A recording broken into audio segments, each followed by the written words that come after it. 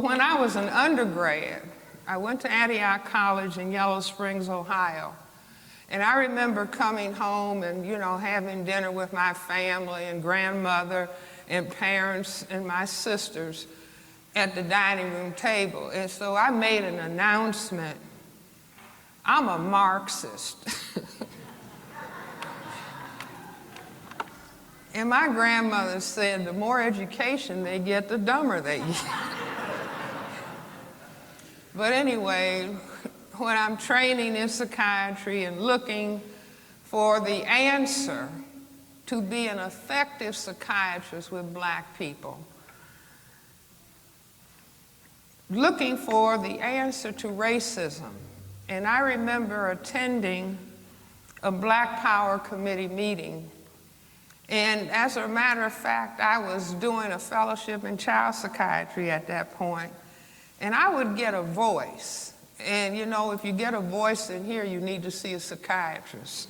If you get a voice in here, I think that's God talking to you.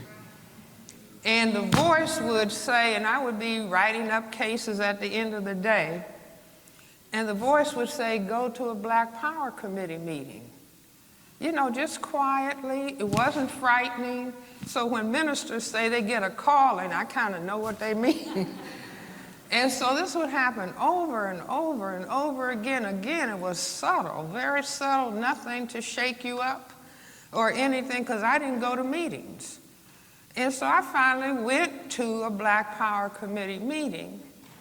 And after the meeting, people were sitting in somebody's apartment eating African food. And a gentleman was on the other side of the room. And I heard this man say, mind you, I'm looking for further answers to racism. And I hear this gentleman over there in the other corner saying, racism is a system. And it's like my mind, I'm looking for, they say when the student is ready, the teacher appears. And so I started talking to this person. The gentleman's name was Neely Fuller Jr. He wasn't a college professor. He was a guard at the Bureau of Engraving in the District of Columbia, where they print the money. And this man had started writing about racism in the mid-1950s when he was in the Korean War. And he said he was seated on his station was on a radar site up in the mountains in Japan. And he started thinking about racism and thinking about what was going on in this country, in this part of the world.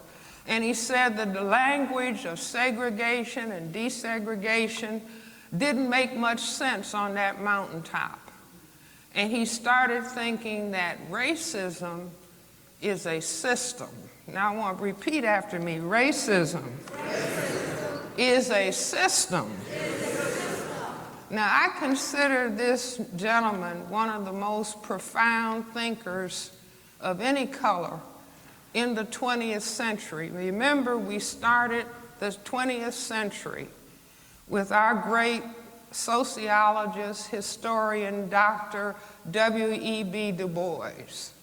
And Dr. Du Bois told us in his book, Souls of Black Folks, in 1903, that the problem of the 20th century is the question of the color line between the lighter and darker races of mankind.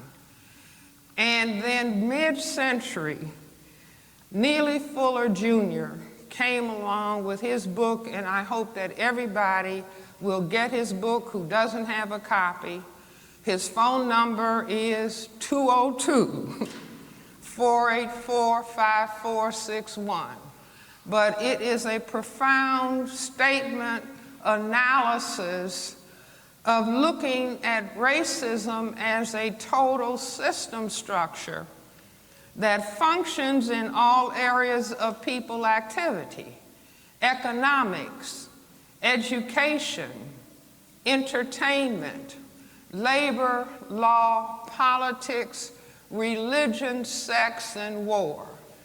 for the ultimate purpose of maintaining the power equation of white power over a relative non-white powerlessness. So being a psychiatrist, and at that point, that's the, mid-1970s, late 1960s, we would sit up in my apartment, and that was when, you're at an age you can sit up and debate till 3 and 4 o'clock in the morning and get up and go to work. That's not the case today.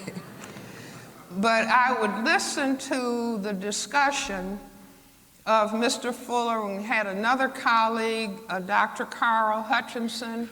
He's deceased, Chicago physician. He was training in orthopedic surgery. And Mr. Fuller had a beautifully hand-printed, might have had 1,800 pages of beautifully handwritten notes, documentation of his ideas that he carried around in his suitcase. Dr. Carl Hutchinson said, "I will type this manuscript in between surgical cases."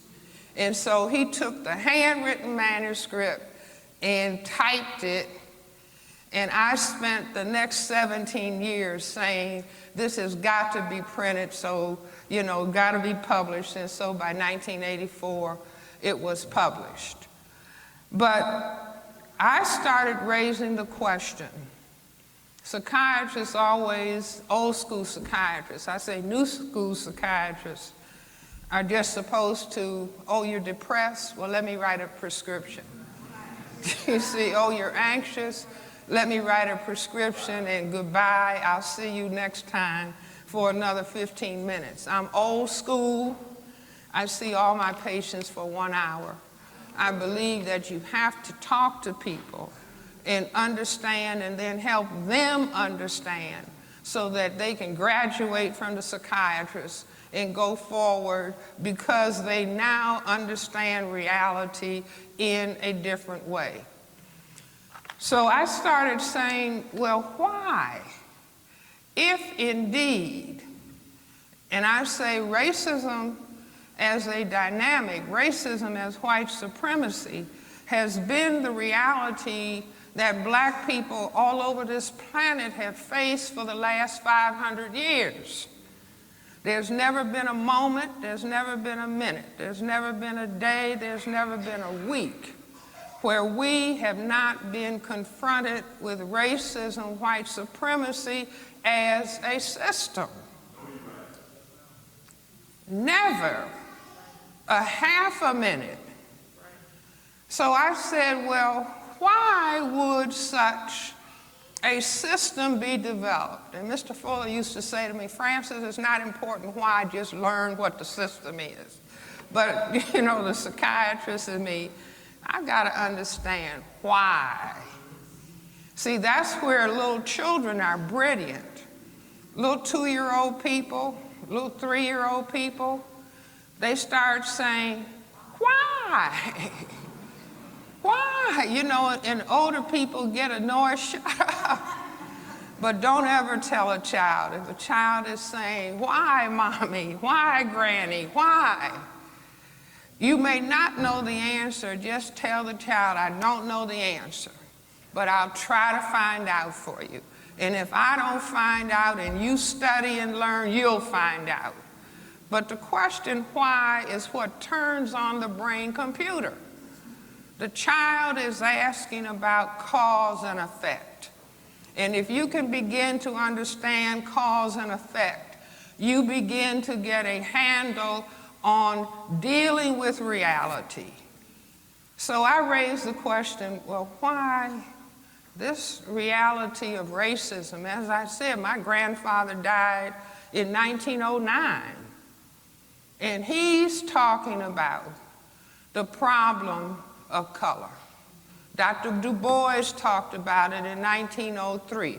Every black person that has been of significance to black people has tried to grapple with what was happening, what was causing us to be oppressed, and raising issues or raising discussion about it.